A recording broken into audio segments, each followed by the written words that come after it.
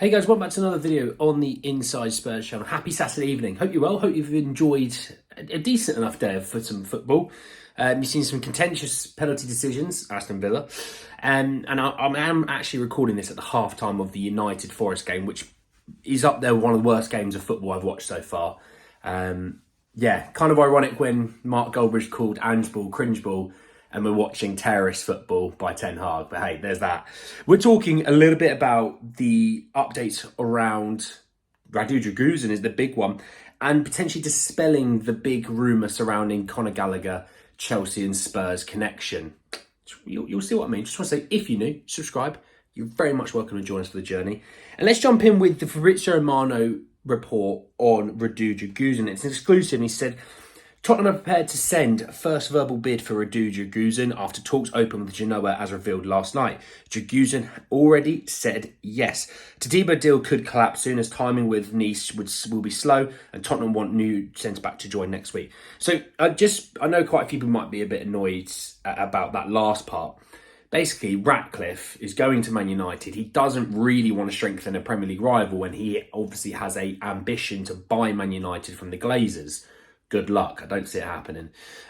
So in that regard, he basically wants to be able to get Todibo to go to Man United to improve their team, obviously, because, you know, the better the European competition you're in, the more money you get, the more money that they can sort the debt out, use for financial fair play, etc., etc. So the reason why they would be slow is because they probably want to waste Spurs' month, the whole January, and then at the last second go, we didn't get a replacement, so Todibo's going to have to stay, actually. Sorry about that one, guys. Ooh. Whereas Dragusin, we could probably get done in a week. And when we're sitting here on the 30th of December, if he could be done on the 3rd of January, let's call it 3rd of January, then at least he gets time to get here and he would probably feature in the Burnley game. So that's at least something that, and it does show, look, we are being proactive, not reactive. You know, we need at least a couple of centre-halves. We're not getting to this window unless... And I've kind of predicted that you'd get, you know, Dragusin's your main guy right now because it doesn't look like Todibo's going to happen. So if Dragusin's your main guy, then you'll probably sit there and think, right, at the end of the window, maybe it's like the 27th of January, is there any loan defenders that we can get for cheap? And if there is none, then no. Obviously, you're not going to be moving. If there is something, then yeah, you'll probably see Spurs move on it. But, I mean, look, the fact that we are preparing that bid is a good thing. You know, I hope... 3rd or 4th of January, it should be done. You know, we're going to be playing tomorrow with Emerson and Davies at centre-back. Lord have mercy. I don't really want that to be happening at Burnley, if possible. If this deal could move quickly and he's here on the 2nd of January, then I'm bloody thrilled. But I don't see that happening. I think it'll be the 3rd or 4th of January that I think he will become a Spurs player. And I do think it will be within a week. I think Spurs are looking at it and going...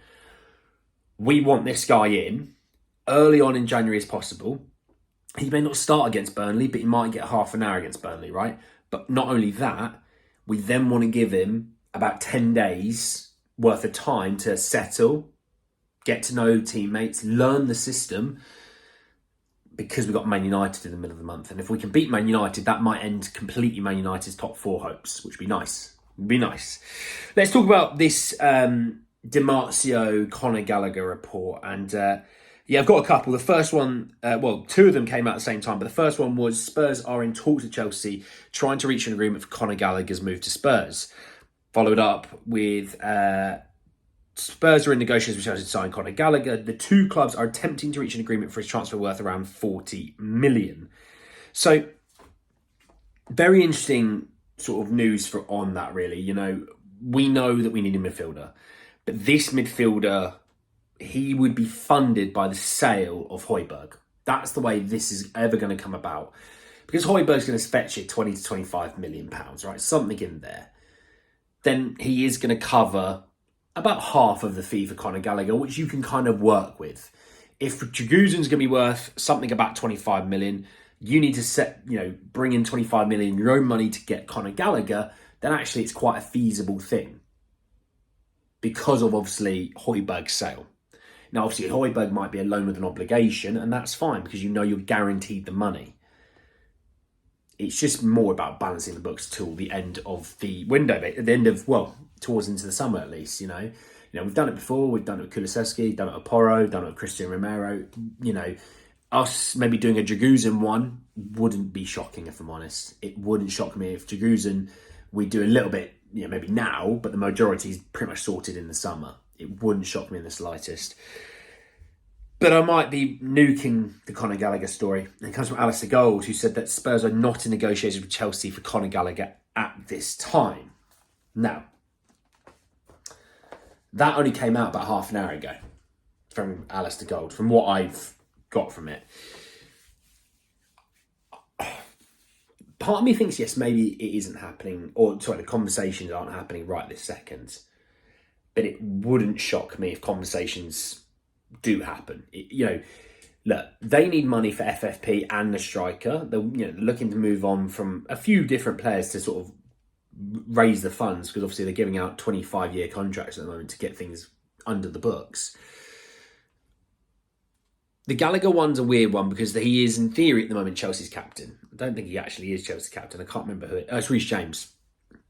Sorry, Reece James. I think Chilwell might be the vice. But he's technically Chelsea's captain at the moment. He and Cole Palmer are the two most important players in that team.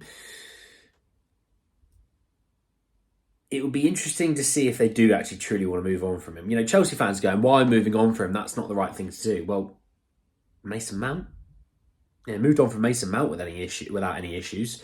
Oh, it was a contract issue. Well, what do you think this one is? A contract issue. So he could easily move on, if I'm honest. And I could probably see it, people going, would they want to deal with Spurs? The way I would just counteract to that,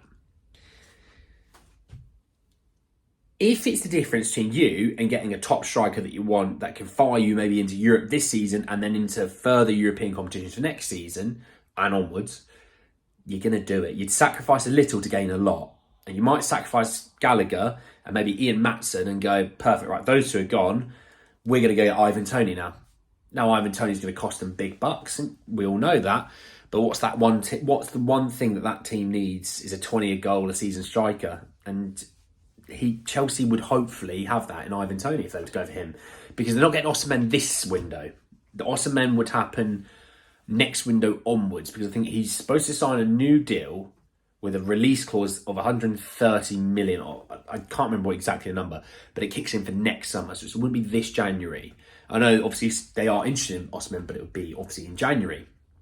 So they would be able to get Ivan Toney.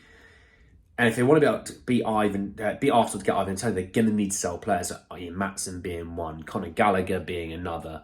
There's a handful of players, supposedly a few of the centre-halves are up, for it. So they would sell to Spurs. Long story cut short, they would sell to Spurs because you know what? They want the striker. And they value the striker probably over more so than a midfielder that they feel like they can replace with a Caicedo, Fernandes, Lavia, however many other centre-mids they have, they've got a few. And when we look at Gallagher ourselves, if you've got a midfield room of your sixes being Basuma and Bentancur, your number 8 on the right-hand side is Gallagher or Sarr, and your left-sided centre-mids are Lo Celso and Maddison, that's a pretty damn good midfielder room, and I'm all for that. But we shall see. Plenty to run on that story. I think it's got a lot more to come.